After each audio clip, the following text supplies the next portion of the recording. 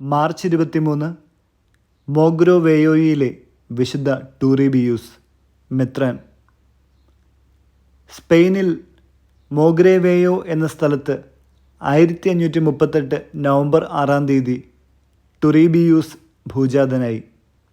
ഭക്തകൃത്യങ്ങൾ പാരമ്പര്യമെന്നവണ്ണം അനുഷ്ഠിച്ചു വന്നിരുന്ന കുടുംബത്തിൽ വളർന്നു വന്ന ബാലൻ സകലർക്കും ഒരു മാതൃകയായിരുന്നു.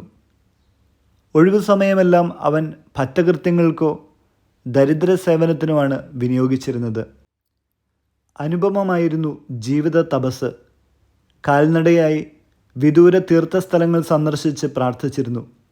ഈ തപോജീവിതത്തിനിടയ്ക്ക് ടൂറിബിയൂസ് സിവിൽ നിയമങ്ങളും സഭാ നിയമങ്ങളും പഠിച്ച് പ്രാവീണ്യം നേടിയിരുന്നു. ഇത് മനസ്സിലാക്കിയ ഫിലിപ്പ് ദ്വിതീയൻ രാജാവ് അദ്ദേഹത്തെ ഗ്രാനഡയിലെ ന്യായാധിപനായി നിയമിച്ചു.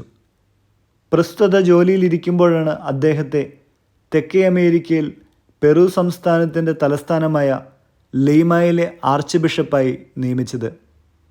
ഈ ബഹുമതി ഉപേക്ഷിക്കാൻ അദ്ദേഹം വളരെ ഉത്സാഹിച്ചുവെങ്കിലും പരിശുദ്ധ പിതാവ് അദ്ദേഹത്തോട് പട്ടവും മെത്രാഭിഷേകവും സ്വീകരിക്കുവാൻ ആജ്ഞാപിച്ചു.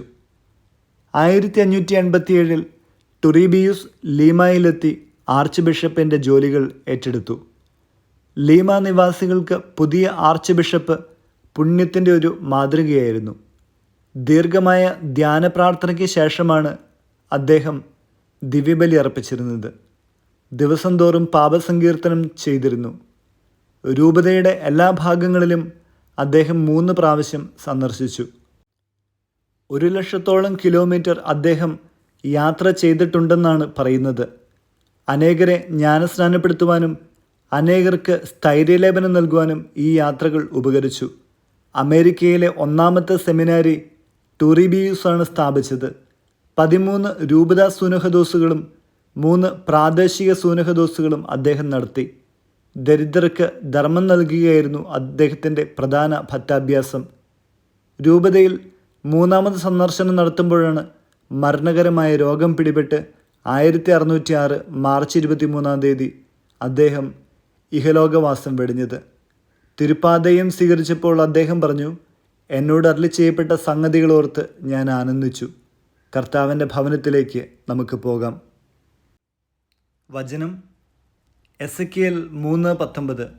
നീ ദുഷ്ടനെ ശാസിച്ചിട്ടും അവൻ ദുഷ്ടതയിൽ നിന്നും ദുർമാർഗത്തിൽ നിന്നും പിന്മാറാതിരുന്നാൽ അവൻ തൻ്റെ പാപത്തിൽ മരിക്കും, എന്നാൽ നീ നിൻ്റെ ജീവൻ രക്ഷിക്കും. വിചിന്തനം. ആർച്ച് ബിഷപ്പ് ടൂറിബിയൂസ് അധ്വാനത്തിൻ്റെയും ദാനധർമ്മത്തിൻ്റെയും പ്രതീകമാണ്. ആധ്യാത്മിക പുരോഗതിക്ക് ഉത്തമ മാർഗങ്ങൾ അധ്വാനവും ദാനധർമ്മവും തന്നെ.